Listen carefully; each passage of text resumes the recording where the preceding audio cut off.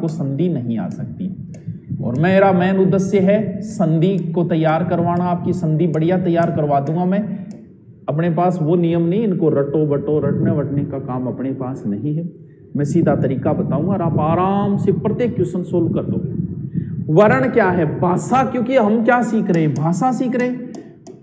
भी कोई भाषा हो, भाषा की सबसे छोटी इकाई, वैसे तो देखें तो ध्वनि भी होती है। ध्वनि क्या है? जैसे मैं बोल रहा हूं, जैसे मैंने पै बोला, पै एक ध्वनि है, एक आवाज है। इस पै को अगर ऐसे लिख देते,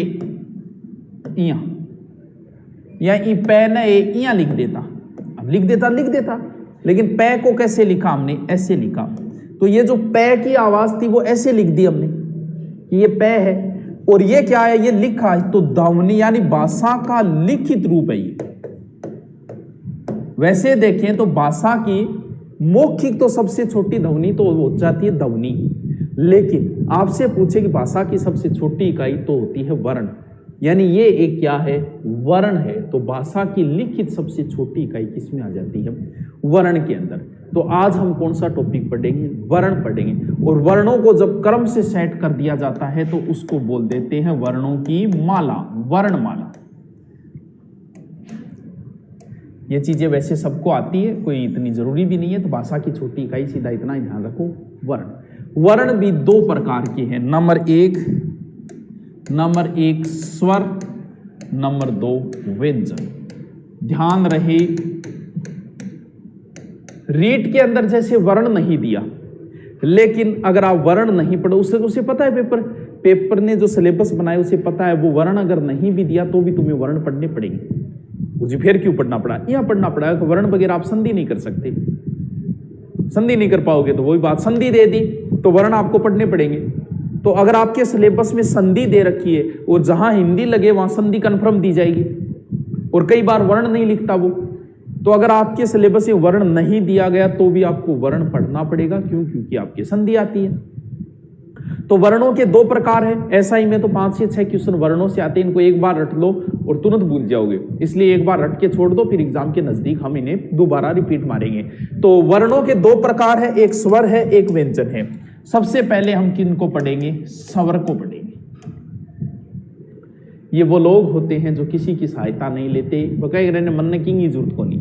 ये वो स्वर है जिन्हें किसी की जरूरत नहीं है। जैसे आपने पै बोला, पै बोलने के लिए पै आधा प्लस ए, इसमें ए स्वर है, जबकि ए स्वर में और कोई नहीं मिला हुआ, तो ये व्यंजन है। तो व्यंजन को तो किसी की सहायता की जरूरत पड़ती है, लेकिन स्वरों को किसी की सहायता की जरूरत नहीं होती। अब देखो कौन सा स्वर है? ए, आ, ई, उ, री, ए, आई, ओ, औ। अब देखो क्या ध्यान रखना है आपको। ये प्रश्न कई बार सीधा है। स्वर होते हैं, टाबर गिनो हुए, आई, उ, ए, ओ, अंग है। तो मुना अंग और ए स्वरों में शामिल नहीं है। री भी एक स्वर है, कई तो भूल लीजिए। और इनका क्रम भी पूछ लेते हैं कई बार कि री कहां आता है, ये भी ध्यान रखना है। तेरे को किसी की जरूरत नहीं है ना, तो जरूरत को नहीं, तू स्वर हो क्यों? फिर जरूरत है मुना घर गांग रिपिया कौन मांगेगे? बाबे को रिपिया मांगे, तू व्यंजन एलाडी तन जरूरत है। हाँ, थैंक्स अंजलि। अंजलि के चीज की थैंक यू दे रही है केसर चौधरी ध्यान दे ले। देखो ए, आ, ई, उ के बाद री आएगा। इस चीज को ध्यान रखना, क्योंकि लोगों को पता ही नहीं है कि री स्वर में आता है, री स्वर है। ए, आ, ई, उ कितना हो गया? टोटल 11 हो गया। अब देखो एग्जाम में कई बार सीधा और फिर गलत करिया है। जथे छठी मानी जब भी 11 स्वर 7 है तो भी 11 थे, 11 है तो भी 11 है, 12 वगैरह आज थे 100 क्यों कर लिए तो भी 11 ही है। अरे तो एक रट आगे गए छुटाओ नहीं। जी व्यंजनाम घटका मा देखो कहाँ मान लो मैं कै को लेता हूं, ये लो कै में इन स्वरों को जोड़ता हूं मैं, ठीक है? देखो जोड़ो, कै में ए जोड़ूंगा, आधा कै है, पूरा कै बन गया। कोई मात्रा नहीं लगी। कै में मैंने आ जोड़ा तो क्या बना? का बना। यानी कै तो ये था, ये मात्रा लगी, यानी आ की मात्रा क्या है? ये। कै में मैंने ई जोड़ा तो ई क्या जोड़ना है, छोटा जोड़ना है। ये लो जी छोटा ई, तो कै तो था ही, कौन सी मात्रा जुड़ी, ये मात्रा जुड़ी। कै में बड़ा ई जुड़ा, ये लो जी बड़ा ई, ये मात्रा हो गई, ये यही तो लगी है। ऊ जोड़ा, छोटा ऊ जोड़ा तो ये लो कैर, ये मात्रा जोड़ दी तो ये छोटी मात्रा। बड़ी जोड़ी तो कु, ये से हो गया, तो कौन सी हो गई, ये हो गया। कै में री जोड़ा तो क्री होगा, ये लो जी री, कौन सी मात्रा है, ये मात्रा है। कै में ए जोड़ा तो क्या बना, के, कौन सी मात्रा लगी, ये। आई क्या बना, दो मात्रा आई, तो क्या लगा, ये लो जी दो मात्रा। अब क्या समझना है, यही गड़बड़ होती है। पहले बच्चों इसको ऐसे लिखा जाता था, ए और आई ऐसे लिखा जाता था, तब तो कोई समस्या नहीं थी कि के में ये एक मात्रा हो गई और ये आई में दो मात्रा हो गई। लेकिन बाद में वर्णमाला में धीरे धीरे संशोधन होते रहे। फिर एक संशोधन ऐसा आया, बोले यार इसको ऐसे मत लिखो, इसको तो ऐसे लिखो बिना डंडे वाला, और इसके दो डंडे की जगह एक डंडा लगाओ। और यहां कईयों से गड़बड़ हो जाती है। सबसे ज्यादा गड़बड़ होगी संधि में। संधि में गड़बड़ कैसे हो जाएगी, वो के में से स्वर बाहर निकालना होगा तो बच्चा क्या करेगा, ये ए बाहर निकाल के ले आएगा, और ये ए बाहर नहीं निकाला, उसने आई बाहर निकाल लिया। इस चीज को समझना, यानी आ बात बड़ी काम की है। बिना डंडारो तो एक डंडो है, एक डंडारो दो डंडो है। आ गड़बड़ आपने कर दी, कई हिंदी का विद्वाना बोले बिना डंडो एक डंडो लिखो, जबकि यहाँ लिखेड़ो बाहर नहीं, तो आपने बहुत सोरा ही रहा एक डंडो दो डंडो, लेकिन कर दी के करापन भी मानना पड़ो। तो ये ए है, ये एक मात्रा है जिसके ऊपर कोई मात्रा नहीं है। ये आई है, कई आई, इसके ऊपर दो मात्रा है। इस चीज का आगे ध्यान रखना। फिर ओ, ये लो जी ओ, कौन सी मात्रा जुड़ी, ये मात्रा जुड़ी। फिर औ, कौन सी मात्रा जुड़ी, ये मात्रा जुड़ी। ये लो जी, अब गिनो, यानी ये क्या है, ये स्वरों की मात्राएं हैं। तो कै की तो कोई मात्रा नहीं आई, 1 2 3 4, बाकी कितनी बच गई, 10। ये 10 मात्राएं हैं, यानी ऊ की मात्रा, ये बड़े ऊ की मात्रा, ये री की, ये है ए की, ये है आई की, ये है ओ की, ये है औ की। हर की बात समझे सर, नाद के आधार पर बताएं। कल पीटीटी में सीमा पिलानी सब कुछ आ जाएगा। पीटीटी में यहां से 4 से 5 क्वेश्चन आते हैं, और वो पहले से ऑलरेडी हमारे डाले हुए थे, तो आपने देख लिए होंगे। और अब धीरे धीरे पढ़ते जाएंगे, बाद में शोध हुआ। हाँ, शोध होते रहते हैं, आज भी शोध होते हैं भाषा के ऊपर। आज भी शब्दों के अंदर की चंद्र बिंदु रखें कि उसकी जगह बिंदु रखें। आज भी हिंदी पे शोध चले आ रहे हैं कि किसको क्या रखना है। क्यों? क्योंकि रोज नए शब्द बनते हैं, रोज नए शब्द परिवर्तन होते हैं, हर बार नया शब्द बनता है और शब्द का अर्थ बदलता रहता है। बहुत सारे, जैसे घुसपैठिया शब्द पहले नहीं था, ये कारगिल युद्ध के बाद आया। आजकल भगत और चमचा, भगत भगवान का होता था, आजकल भगत किसी और के लिए प्रयुक्त होने लगा। चमचा, चमचा शब्द जो एक तरीके से सेवक उसके लिए आता था, आजकल चमचा किसी और के लिए प्रयुक्त होने लगा। रांड शब्द जो है ना, रांड शब्द जो किसके लिए आता था पता है क्या? पहले राज किसके लिए प्रयुक्त करने लगे? रांड विधवा को बोलते थे पहले, आजकल वेश्यावृत्ति करने वाली को बोलने लग गए। तो शब्द जो है वो धीरे धीरे कई बार परिवर्तित भी हो जाते हैं और शब्द बदलते रहते हैं, रोज नए शब्द आते रहते हैं। जैसे अन्नागिरी शब्द है, पहले नहीं था, पहले गांधीगिरी था, फिर अन्नागिरी शब्द आ गया। जब अन्ना हजारे ने आंदोलन किया तब एक नया शब्द निकल के आ गया हिंदी में, अन्नागिरी, और वर्तमान में ये प्रचलन में आ गया। रोज क्वारंटाइन, ये तो आपने सुने ही होंगे, कोरोना, ये तो नाम सुने होंगे। तो शब्द रोज नए बनते हैं, शब्द आते रहते हैं, ठीक है। तो स्वर कितने हैं? 11 है। उनकी मात्राएं कितनी है? 10 है, ठीक है।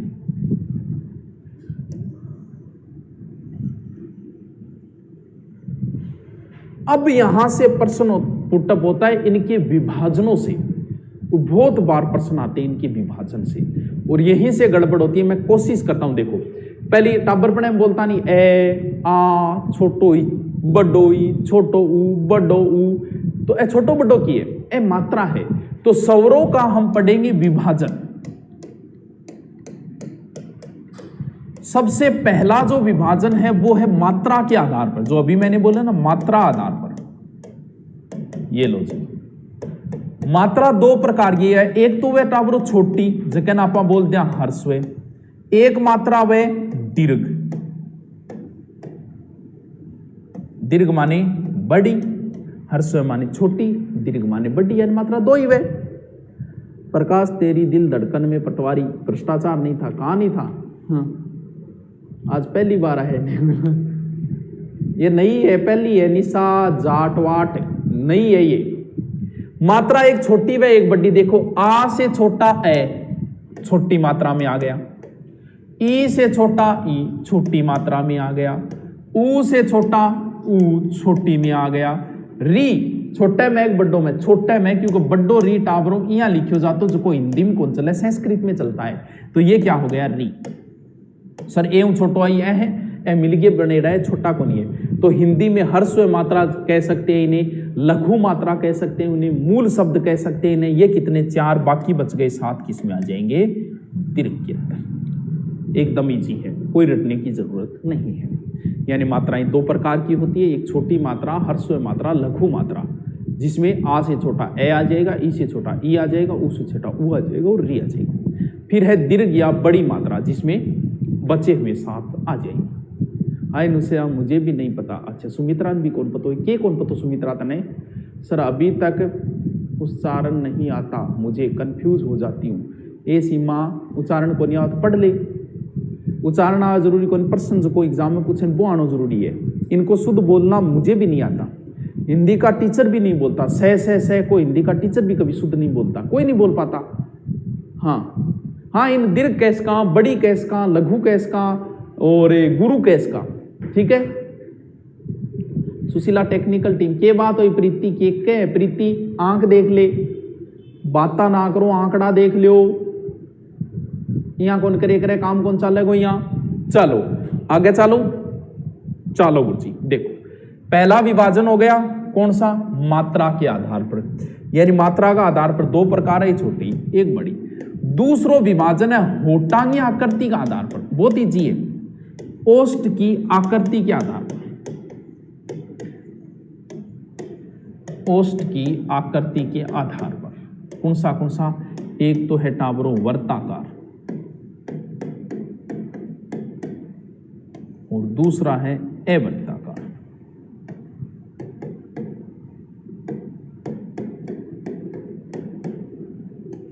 एकदम नाम से पता चल रहा है।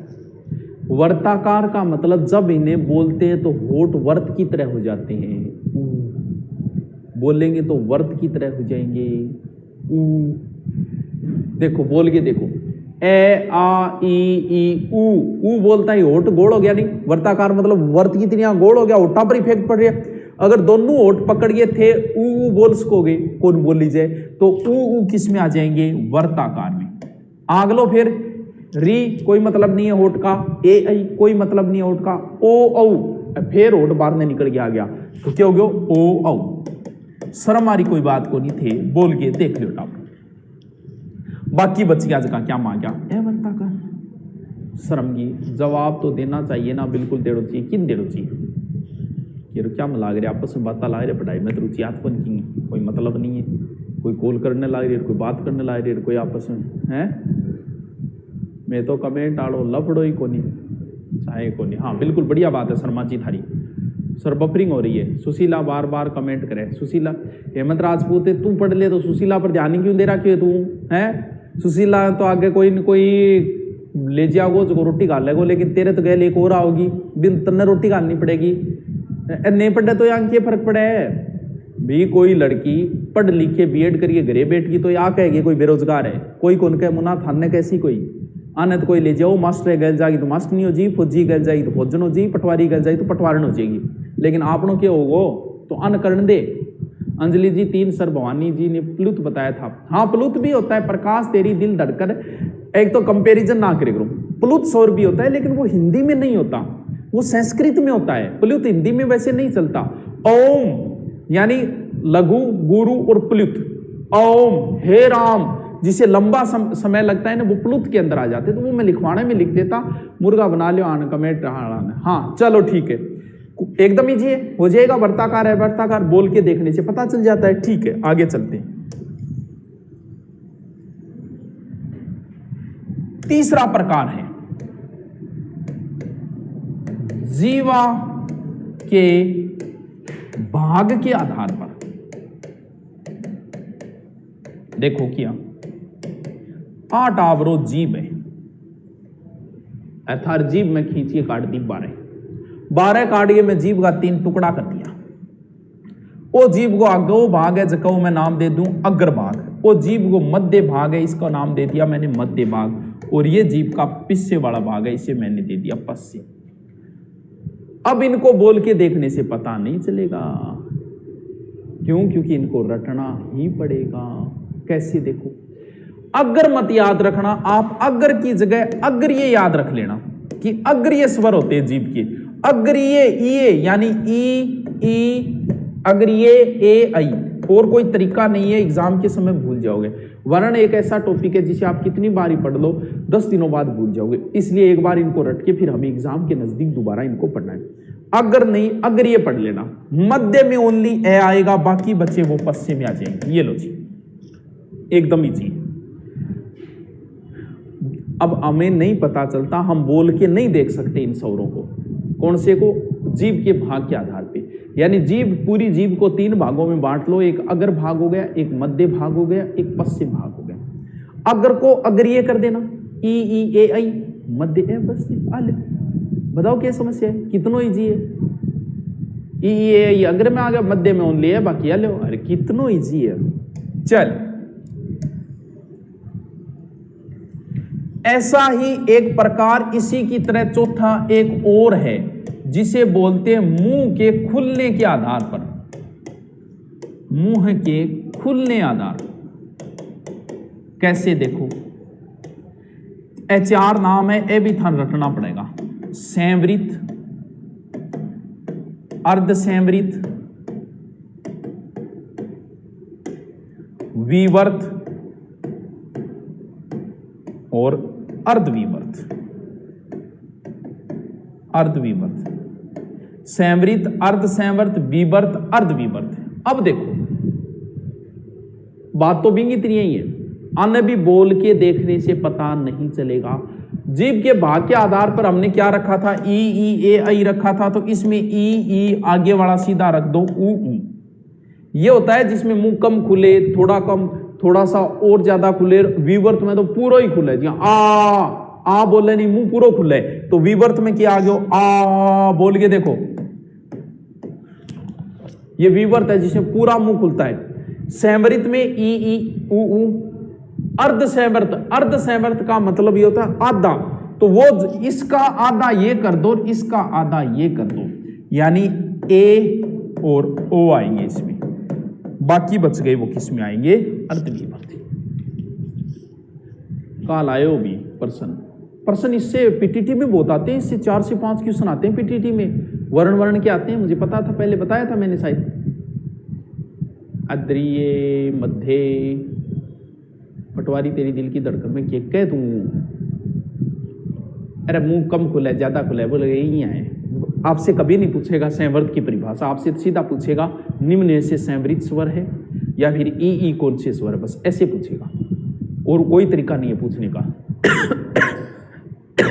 गुरुजी आज ही चालिए क्लास? हाँ अर्चना आज ही चालिए, डेली लेकर क्लास। सर गाय चरा तो पढ़ो। अरे वाह यार, तू तो कृष्ण जी बन रहे है यार, हैं ग्वालो बन रहे हो आज तो, फिर बढ़िया बात है। इंग्लिश की हुई है आज क्लास? हाँ बिल्कुल हुई है अर्चना। चलो नेक्स्ट चलूं।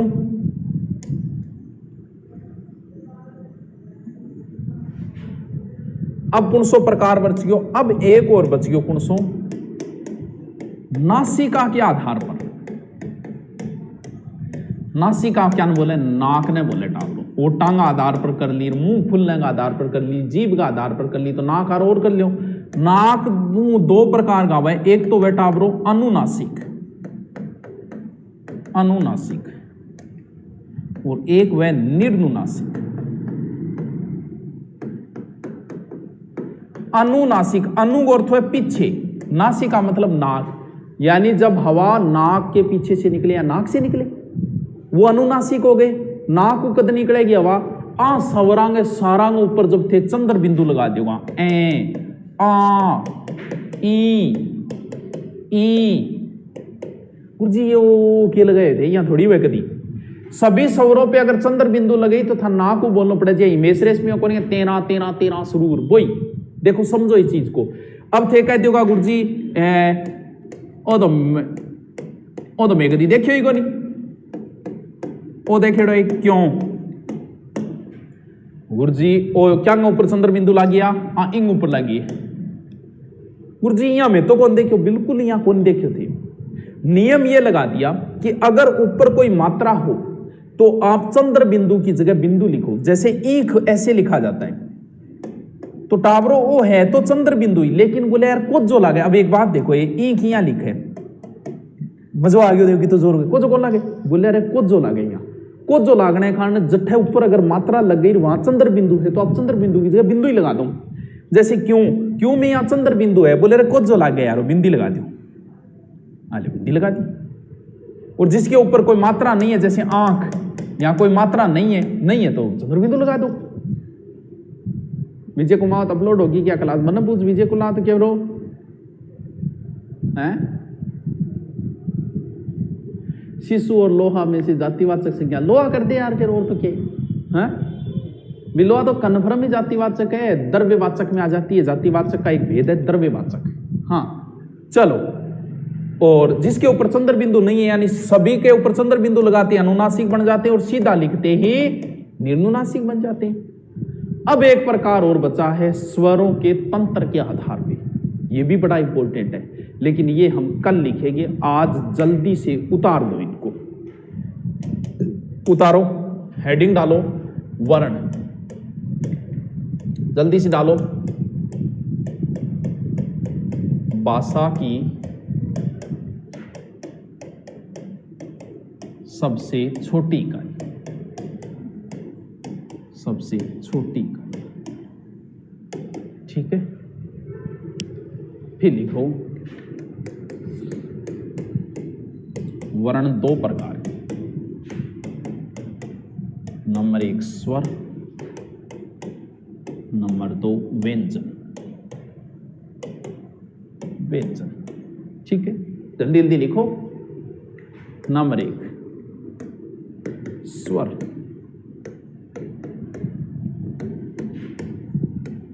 वे वर्ण जो बिना किसी सहायता से बोले जाए, उच्चारित हो, उच्चारित हो।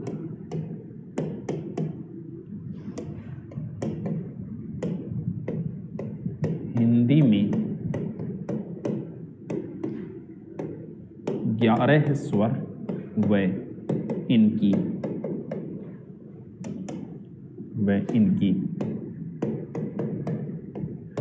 10 मात्राएं हैं।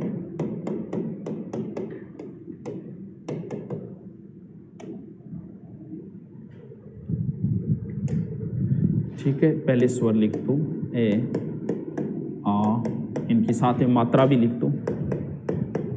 ए की कोई मात्रा नहीं है, आ की मात्रा ये हो गई, ई की मात्रा ये हो गई, बड़ी ई की मात्रा ये हो गई, ऊ की मात्रा ये हो गई, बड़ा ऊ की मात्रा ये हो गई, री की मात्रा ये हो गई, ए की मात्रा ये हो गई, ऐ की मात्रा ये हो गई, ओ की मात्रा ये हो गई, औ की मात्रा ये हो गई। ठीक है,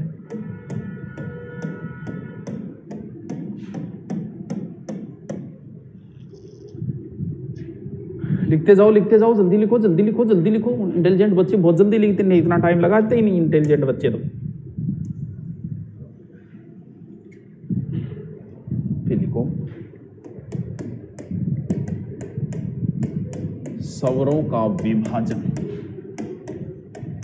स्वरों का विभाजन। ठीक है, नंबर 1 मात्रा के आधार पर, आधार पर।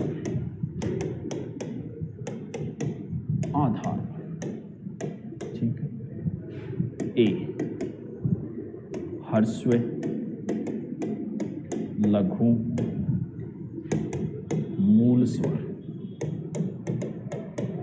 कौन कौन सी हो गई? ए, ई, ऊ और री।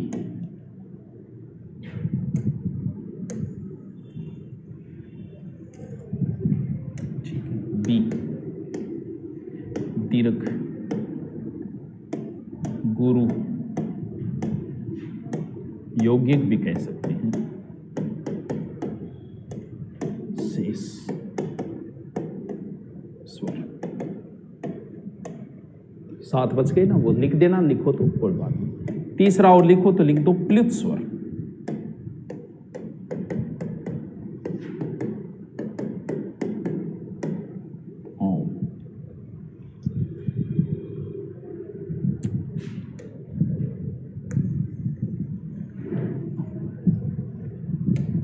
फिर लिखो 2 नंबर ओस्टिया होठ आकृति आधार।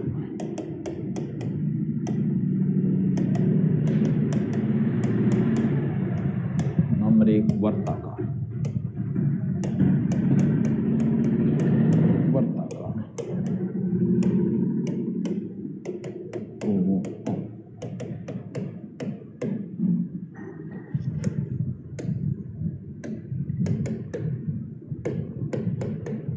ए वर्ताकार शेष स्वर। परिभाषा लिखने की जरूरत नहीं है, शॉर्ट में लिख लो, आप समझ जाओगे, बिना मतलब पेज भरने से कोई मतलब नहीं है।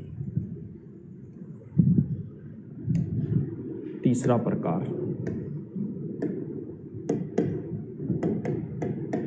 जीवा भाग के आधार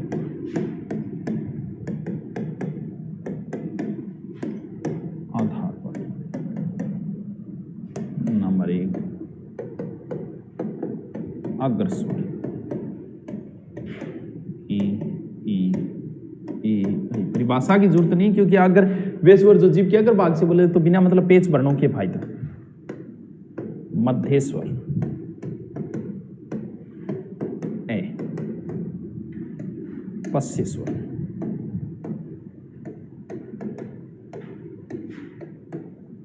आ उ री ओ औ।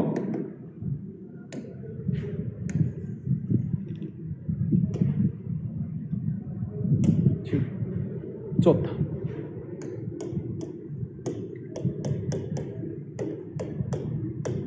नासिका के आधार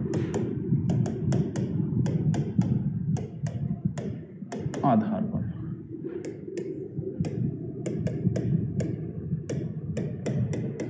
अनुनासिक